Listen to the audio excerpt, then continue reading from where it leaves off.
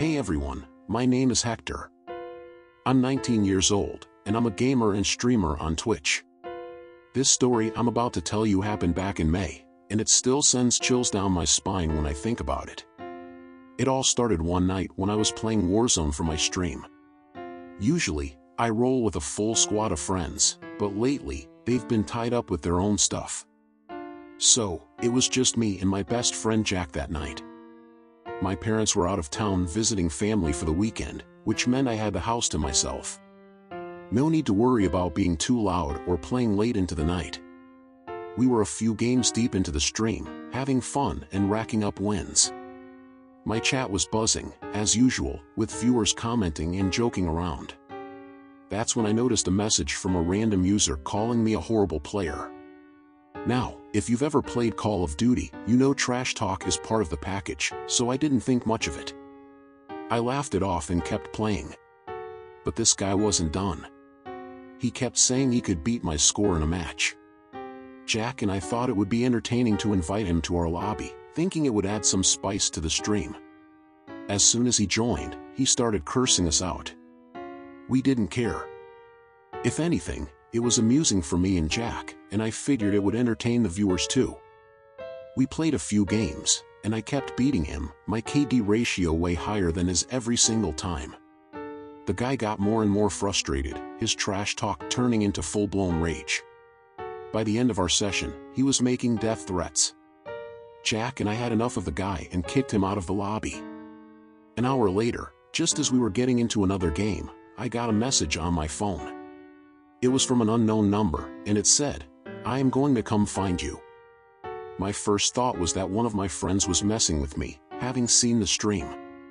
I messaged my friends, asking if it was them. Each one denied it, saying they had nothing to do with it. That's when I got another message from the same number. This time, it was a photo of my street. My heart started to race. If it wasn't my friends, then who the hell was it? I told my stream I was logging off and quickly explained the situation to Jack. He said he'd call the police. Before the cops arrived, I got one more message. It was a photo of my house. I felt my stomach drop. I slowly pulled back the curtain and looked outside. Standing there, under the streetlight, was a guy holding a phone with the flash on. He saw me move the curtain and started running. A few minutes later, the police showed up. I explained everything, showed them the messages and the photos. They took down my statement but told me there wasn't much they could do unless it happened again. They said they'd patrol the area for the night and to call if anything else happened. The rest of the night was a blur. I barely slept, jumping at every little noise. The next day, I checked in with my neighbors, but no one had seen anything unusual. Over the next few weeks, I was on edge, but thankfully, there were no more messages, no more photos, and no more creepy visitors. Looking back, I'm just grateful it's over. It's been a few weeks since it happened, and while I'm still cautious, I'm glad things have calmed down. But every time I play late at night, I can't help but glance out the window, just to make sure no one's there. My name is Simon, and I'm 21 years old. I've never had much luck with dating. Sure, I've been on a few dates here and there, but every single one ended with the girl telling me she wasn't interested. It always felt like I was the problem, like I wasn't enough. After so many rejections, I started to question myself. I'd ask my friends what I was doing wrong, and their answer was always the same: "You need to try online dating, man. That's where everyone's meeting people these days." At first, I was hesitant. I'd heard plenty of horror stories about catfishing and creepy encounters, but after giving it some thought, I decided to give it a shot. As they say, you miss every shot you don't take, right? So, I downloaded a bunch of dating apps. Out of all of them, the one I used the most was OkCupid. It seemed pretty straightforward, and before long, I started matching with people. One girl stood out from the rest. Her name was Jessica. She had pale skin, long black hair, and these piercing blue eyes that seemed to look right through you. Her bio said she loved jogging, hiking, and working out, things I was into as well. It felt like we clicked immediately. We messaged back and forth for a couple of weeks, and she seemed really sweet. Eventually, we agreed to meet up for dinner. Jessica suggested that I pick her up from her place. She lived on the north side of town, about a 20-minute drive from where I lived. I was nervous, but also excited. It felt like this date could finally be different. I got to her house around 7 p.m. By then, the sun had fully set, and the neighborhood was eerily quiet. Her house was a small, run-down two-story, with paint chipping off the walls and a yard overgrown with weeds. It wasn't what I expected, but I didn't think much of it. I parked my car out front and texted Jessica to let her know I had arrived. She didn't reply right away, so I waited. A couple of minutes passed before I got a message back. "Hey, I'm just putting on some last-minute makeup. I'll be out in a minute." I sat in my car for another 15 minutes, feeling more awkward with every passing second. Then, something caught my eye, a quick movement in one of the upstairs windows. I looked up and thought I saw the curtain shift, like someone was watching me. But when I stared for a moment, nothing happened. Finally, my phone buzzed again. "You can come inside if you want. The door's open." Something about that message made me pause. I don't know why, but I felt uneasy. Still, I didn't want to seem rude or paranoid, so I got out of the car and walked up to the house. Sure enough, the front door was slightly ajar. I knocked, but no one answered. "Jessica?" I called out as I stepped inside. The first thing I noticed was the smell. It was a stale, musty odor, like the place hadn't been cleaned in years. The living room was a disaster, piles of junk and random items stacked everywhere. It reminded me of one of those hoarder houses you see on TV. "Jessica?" I called out again. "Upstairs," a voice replied. It sounded faint, almost like it was coming from far away. I hesitated. Every instinct in my body was screaming at me to leave, but I didn't want to seem like a jerk.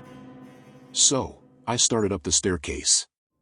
As I reached the top, I saw a large mirror hanging on the wall. That's when I froze.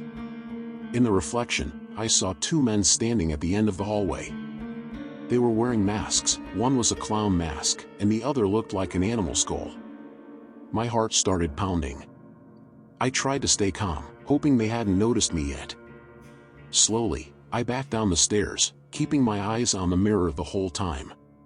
The floor creaked beneath me, and suddenly, I heard them moving. Heavy footsteps echoed down the hall, getting louder and faster. I turned and bolted for the front door. My hands were shaking so badly, I almost couldn't get the door open. Behind me, I could hear them sprinting down the stairs. I managed to fling the door open and ran to my car as fast as I could. As I fumbled with my keys, I could hear them shouting, low, angry voices yelling things I couldn't make out.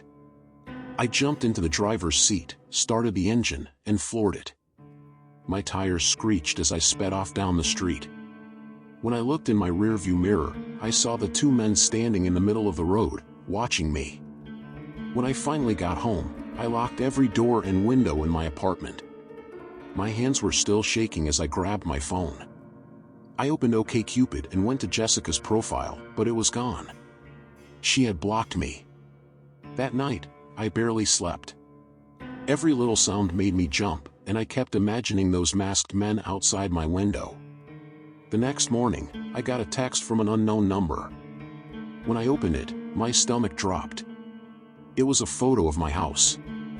I deleted all my dating apps that same day. I don't know who Jessica really was, or what those men were planning to do, but I do know one thing. I will never use online dating ever again.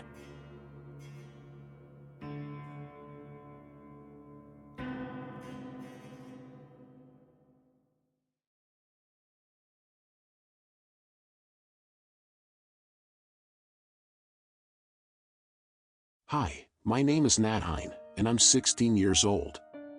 This story happened a few months ago, and even now, I still get chills thinking about it. At the time, my parents were out of town for a family gathering, and my older brother was with his girlfriend for the weekend. I was home alone, with no school for the week since it was spring break. While most of my friends were on road trips or out of town, I was stuck at home with nothing to do. It was a typical boring evening, and I decided to kill some time by hopping on my PlayStation to play Call of Duty. I started playing around 5 p.m., joining random squads and trios to pass the time. By 8 p.m., I was starving, so I ordered some Chinese food through Grubhub.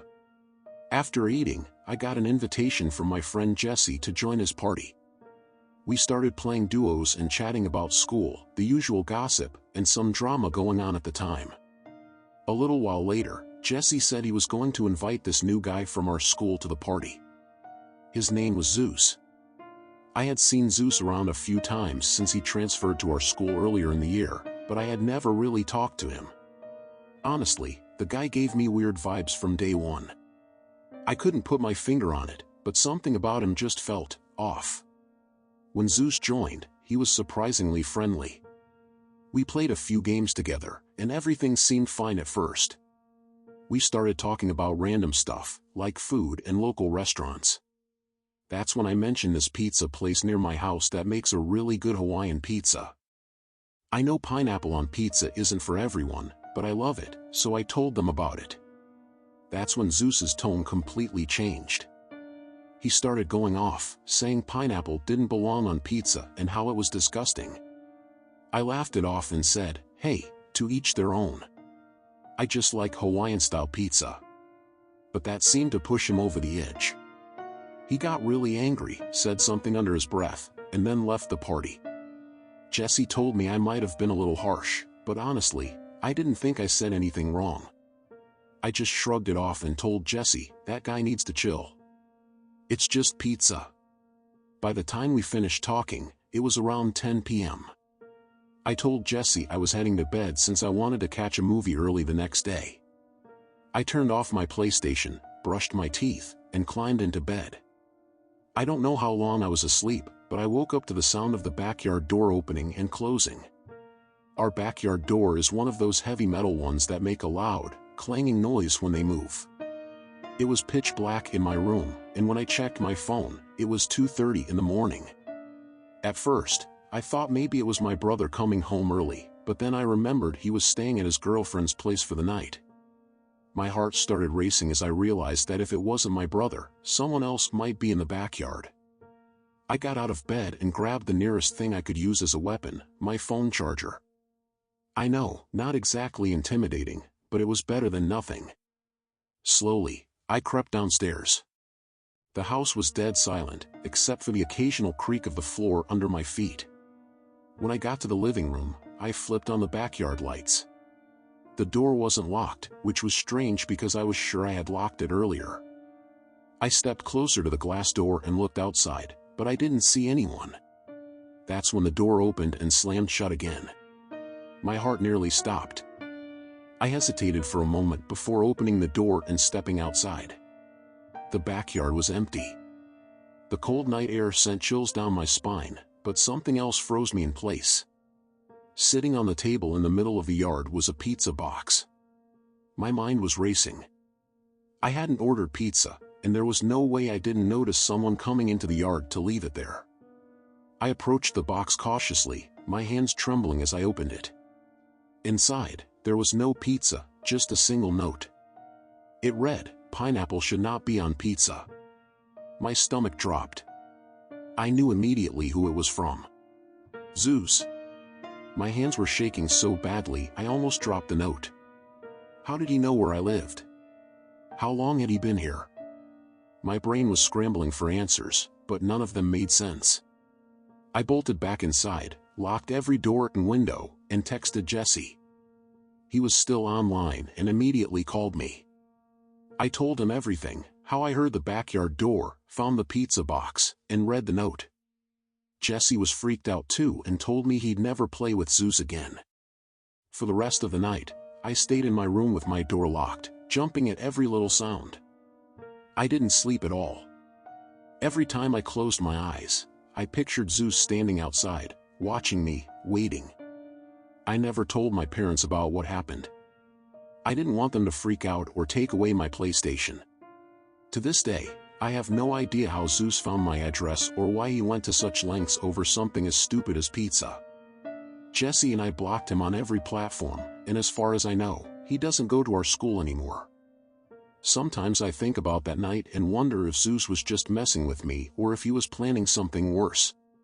Either way, it's just a memory now, but it still makes my skin crawl.